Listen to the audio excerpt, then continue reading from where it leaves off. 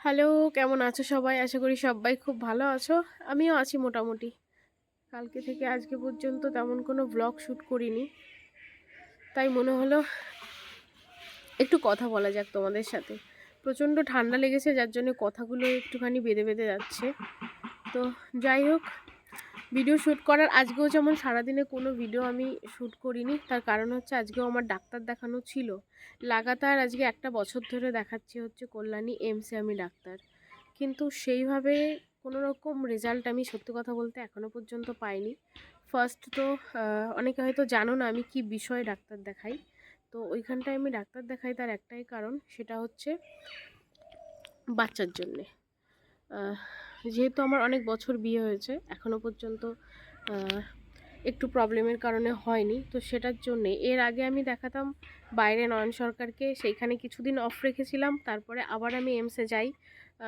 তার অনেক বড় কারণ আছে, একটা প্রবলেম আমার দেখা দেয় যে কারণের জন্যে এমসে আমি দেখালাম। বাবা, তো ওইখান থেকে আমাকে বলেছিল যে কিছু আগে তোমাকে মানে সামান্য কিছু প্রবলেম আমার ধরা পড়েছিল। সামান্য কিছু প্রবলেম বলতে আমার সিস্ট ধরা পড়ে, যে কারণের জন্য আমার পিরিয়ডসটাও একটুখানি আপ ডাউন হয়। মানে কোনো মাসে ক্লিয়ার হয়, কোনো মাসে হয় না, বা মাঝে মধ্যে 1-2 মাস অফ যায়, এরকম হচ্ছিল।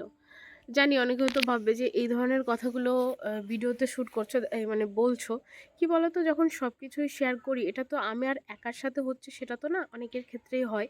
আমার এই ভিডিওটার মাধ্যমে হয়তো অনেকের নিজস্ব একটা জানকারি থাকবে, কারণ আজকাল তো প্রায় 70% মেয়ে মানুষদেরই এই একই প্রবলেমে সবাই ভুগছি আমরা, তো যে কারণে এই বিষয়টা না আর সেই লজ্জা বা লুকানো চুরানো আমার মনে হয় না আছে। তো ফার্স্ট আমি যখন ওইখানটায় ডাক্তার দেখাই, তখন আমাকে বলে যে তোমার ওভারিতে চকলেট সিস্ট, সেটা খুবই ছোট, মানে সবে শুরু হয়েছে, যে কারণে পিরিয়ডস প্রবলেমটা হচ্ছে। তো সেই জন্যেই আমাকে ওষুধ দেয়, 6 মাসের একটা কোর্স দেয়, যে এর মধ্যে তোমার এটা খেয়ে দেখো, তোমার আশা করি ঠিক হয়ে যাবে, কারণ যেহেতু খুবই ছোট, খুবই নর্মাল। যাই হোক, সেই হিসাবে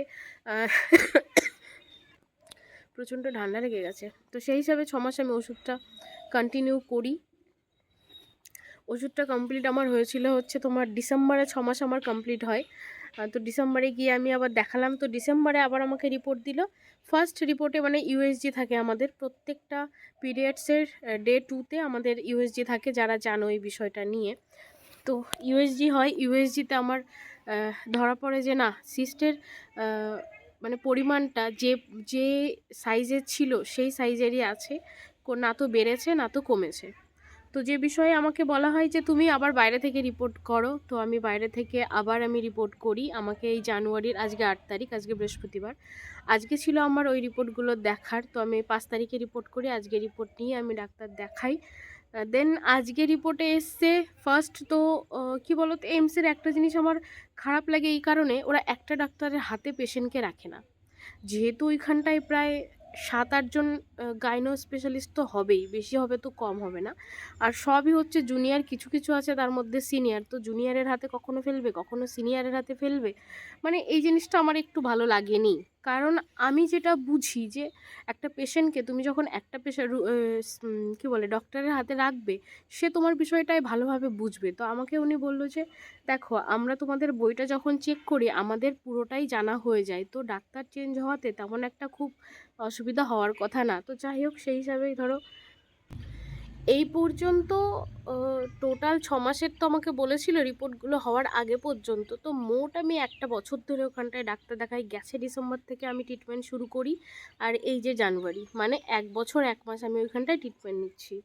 তো এই 1 বছরে আমাকে টোটাল ডাক্তার দেখেছে হচ্ছে 1 জন 2 জন 3 জন 4 জন দেখেছে এই পর্যন্ত। তো আজকে ফাইনালি যার হাতে আমি রিপোর্টগুলো দেখালাম, কারণ এর আগের দিন আমাকে বলেছিল যে তোমার যদি এটা ঠিক না হয়, রিপোর্টটা যদি আবার সেমই আসে, তাহলে তোমার একটা সার্জারি হবে। এর আগেও আমাকে বলেছে এই কথাটা, যে যদি ওষুধের দ্বারা ঠিক না হয় একটা নর্মাল মাইক্রো সার্জারি হবে, তারপরে ওটা ঠিক হয়ে যাবে, তারপরে দেন বাচ্চার জন্য ট্রিটমেন্ট শুরু হবে। তো যাক, ভালো কথা, আমিও সেই হিসাবে ধরো এখানটায় দেখালাম। তো একটা ভয়ই কাজ করছিল যদি সার্জারি হয়, কারণ যাদের সিস্ট হয়েছে তারা অনেকে জানো সিস্টটা কিন্তু পুরোপুরিভাবে নির্মূল হয় না। আমাকে যে এখন অপারেশন করবে আর ইন ফিউচারে এই সিস্টটা আবার দেখা দেবে না এমন কিন্তু না। এটা আবারও দেখা গেল 5 বছর পর, 2 বছর পর, 3 বছর পর, শরীরের উপর ডিপেন্ড হয়। এটা আবার দেখা দিতে পারে। তো যে কারণে ওই একটা ভয় ছিল যে ধরো আমি রিপোর্টটা করালাম, তারপরেও যদি আমার আবার এই সিস্টটা মানে অপারেশন করালাম, তারপরে যদি আবার আমার এই সিস্টটা দেখা দেয় তাহলে কি করব? তো আজকে আমি রিপোর্টগুলো দেখালাম। এর আগে আমি দেখিয়েছিলাম, ইউএসজি ছিল আমার আগের মাসে, যেহেতু তখন আমাকে বললো সিস্ট কমেনি, যার জন্য আবার পরীক্ষাটা যখন আমি করলাম, আজকের রিপোর্টে ফার্স্ট আমাকে বললো তোমার ওভারিতে যে আমাদের জানো অনেকে যে পিরিয়ডস হওয়ার পরে কিন্তু আমাদের সবার একটা ডিম্বাণু তৈরি হয়, আর ওই ডিম্বাণুটা যদি সঠিকভাবে ফার্টিলাইজেশন হয় তারপরেই কিন্তু প্রেগনেন্সি খুব নর্মালভাবে হয়ে যায়। তো কোনো কারণে আমার কোনো এক পিরিয়ডে ওই যে ডিম্বাণুটা হয় ওটা ফাটতে পারেনি, তো ওটার দরুনই নাকি এই চকলেট সিস্টটা হয়েছিল। তো আজকের রিপোর্টে দেখালো, এটা আমি যেহেতু বাইরের থেকে আমাকে রিপোর্টগুলো করতে বলেছিল, বাইরের থেকে যখন আমি করলাম আমাকে বলল তোমার ওই সিস্টটা ঠিক হয়ে গেছে, অপারেশন করার কোনো প্রয়োজন নেই। তো এবার সত্যি কথা বলতে কি জানো তো, এখন আমি প্রচুর কনফিউশন, মানে একবার বলছে ঠিক হয়েছে, একবার বলছে হয়নি। কারণ 15 দিন আগে রিপোর্টে আমাকে দেখা দিয়েছে যে না আমার সিস্ট যেমন ছিল তেমন আছে। আজকে আমি বাইরের থেকে আবার আমি যখন আলট্রাসাউন্ড করে নিয়ে গেলাম, ব্লাড টেস্ট আবার আমাকে দিল, সব কিছু যখন আমি করলাম, তো তখন আবার বলছে যে না তোমার কোনো প্রবলেমই নেই, ওটা ঠিক হয়ে গেছে। আর সামান্য একটু যে ওই যে ডিম্বাণুটা ফাটতে পারেনি, ফার্টিলাইজেশনটা হয়নি বলে, ওটা খুবই যেমন একটা সুজির দানা হয় কিংবা সাবুর দানা হয়, তার থেকেও ছোটো ছোটো ছোটো যে সাবুগুলো, তার যে ছোট্ট দানাটা হয়, বলছে ওই আকারে ছিল। তার হালকা পরিমাণে কিছু বোঝা যাচ্ছে, ওটা খুব একটা ম্যাটার করবে না তোমার প্রেগনেন্সিতে। তো এটাই হচ্ছে বিষয়, যার জন্যে রিপোর্টগুলো নিয়ে এসে তো একটু মনটা হালকা লাগছে যে যাক, অপারেশনের দিকে যেতে হবে না, মাইক্রো সার্জারিটা করতে হবে না।